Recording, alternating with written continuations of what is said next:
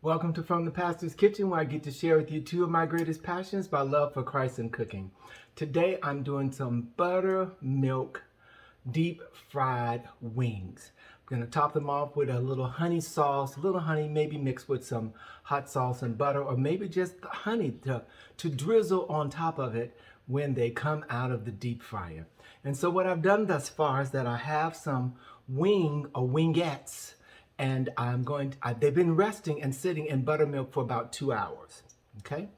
And so I want them to marinate in the buttermilk. When I was younger, there was this joint on the west side. When I tell you, you would have to wait in line to get in it because all they cooked were buttermilk wings. And that was maybe 30, 35 years ago. It wasn't that popular back then, but today we see many chefs and many people letting the wings marinate in buttermilk. And so, and definitely when you're doing some kind of fish, sometimes as squid, you want to let it sit in there because it makes it tender to the touch as well. But this will enhance the flavor in them. And so I have flour, white bleach flour, that I'm going to fry it in. I'm not going to use any breading, old-fashioned way. And I'm actually going to just season up the flour. I didn't season the buttermilk. I'm going to season the flour and drop it in the flour. Go directly in the deep fryer. Come and go with me.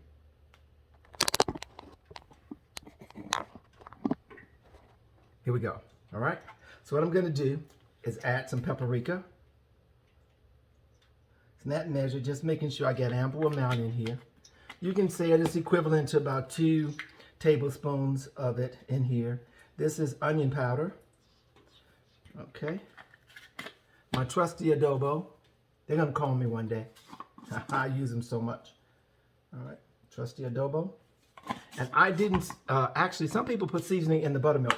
I did that on purpose because I don't want to over season this as well. Because sometimes you can. You can take the seasoning off of it, but you sure can add something to it. All right. This is garlic. No salt seasoning.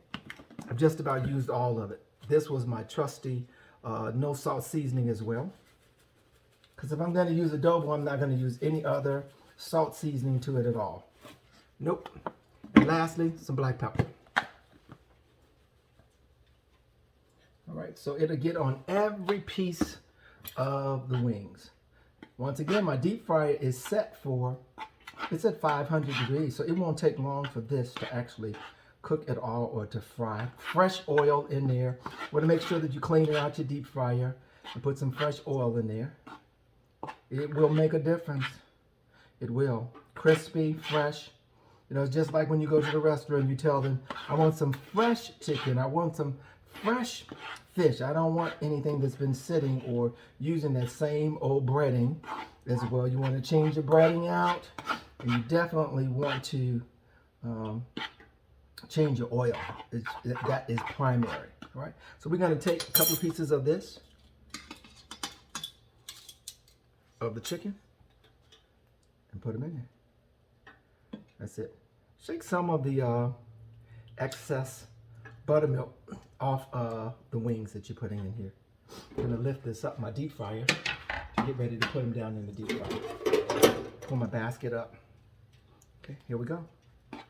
Won't take me a long time to get these in here. Coat them really well. Drop them down over in there. You don't want to overload your deep fryer either. When you do that, it drops the temperature on your food. When you just pile up, you say, it's a big tray and I can put a lot in it. It takes it too long to cook as well. It can overcook. Another thing that you don't want to happen either. Okay, so just put a few of them in here. I've got nothing but time when I'm cooking this because I want the best that I can get out of this. I got 4 in this, so I'm probably going to put 8 in here. All right. There. That's the end. Yeah. You know, chicken has gone up so, and I bought some beef the other day, and the beef seems to have decreased in price. Okay. I think that that's pretty good. Seasoned pretty well. And if it isn't seasoned to your liking and you want to add more, you can always do that. But once again, you can't do it if you added too much to it. So just do just a little bit on it. We're going to drop these babies down in there in a minute. And then I'm going to give you my word for the day. I don't want you to miss out on growing spiritually as I'm feeding you naturally. Okay? So let's drop this down now. I've been putting it in the basket so you get a chance to look at it and see it. There you go. Take this now and drop it down.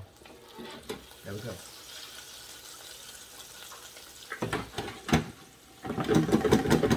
Okay, there it is. Okay, P-Fam, while that is cooking, I'm going to take the time and share with you a verse of scripture out of Galatians 2:20. And the word of the Lord reads, for us as a people, it reads, I am crucified with Christ. Nevertheless, I live, yet not I, but Christ liveth in me. And the life which I now live in the flesh, I live by the faith of the Son of God, who loved me and gave himself for me. I'm living so that I can live again. And so being crucified with Christ means that we go through some daily situations, what's happening, but you don't let life take you out. You live life. You live through it. And being crucified, whatever state that I'm going through, I know that I'm not alone. It says, but Christ liveth in me. But Christ, what? Liveth in me. And with the power of Jesus living down on the inside of me, it enables me to live. And so I'm saying to people today, live through the power of God. Quit trying to live on your own. Quit trying to do everything by yourself. We have the ability, because we are skilled and God has blessed us to have the ability to do certain things, to matriculate, to speak intelligently. We're writing books now. Oh my God, we're advancing in corporations, CEOs, major positions that we're taking as directors. But I say all of that is in the natural. Understand that Christ liveth. And so my words for today is that, but Christ liveth. Christ liveth in you. Christ liveth in me, my God. Acknowledge the power of God. But the only way that you can do that is that you've accepted him as Lord and Savior. But I'll leave that for next week when I come back and give you another word. Do you really know him? And so when I'm saying that he lives in me, I trust him in me. That I am walking in the power of God. I've been renewed in my mind, my God. And that the trials that come, they don't come to kill me. They come to make me stronger. Be encouraged, because Christ liveth in you.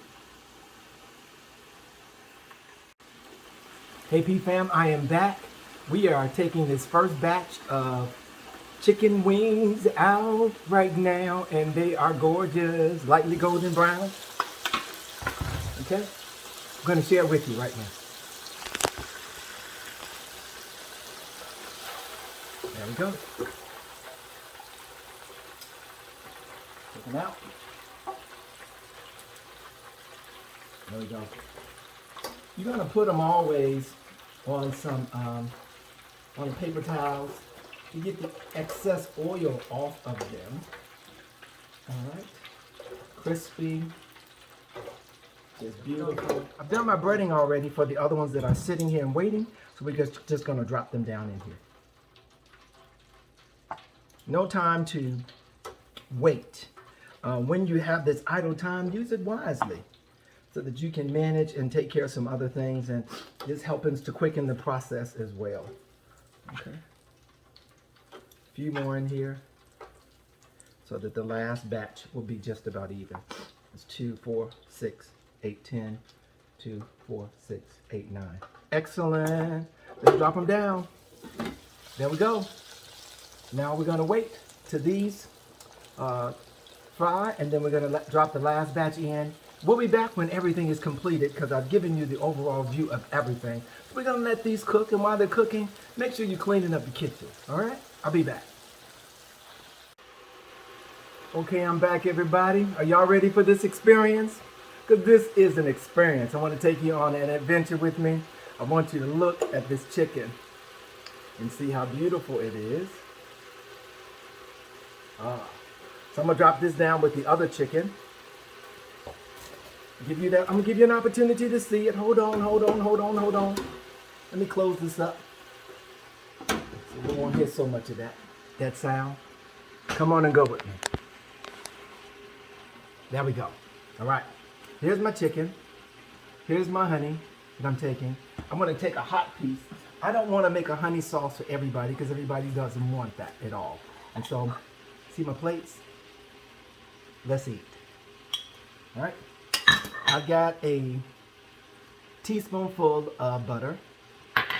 I'm going to use about a tablespoonful of honey in here. And I may use a dash of sriracha or hot sauce in here. But I'm really more so trying to get the honey experience. What I've done, I've melted my butter already. And so I don't have to make this super hot at all. Let's just get the honey experience on this chicken. See there? What I'm doing? Melted the butter already, so I don't have to go back and do the honey as well. So I'm going to take this and drizzle this on top of this chicken. Oh my goodness. Now I'm going to share this experience with you. Come and go with me. Here we go. The wingette. Let's lift it up to the Lord. Oh God, I thank you.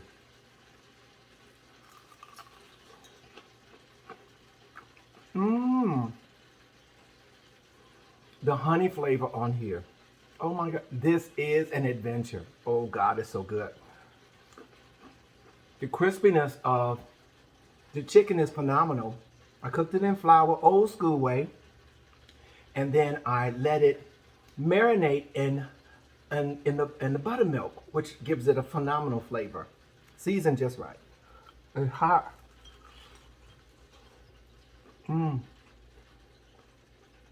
But it's so good and tasty.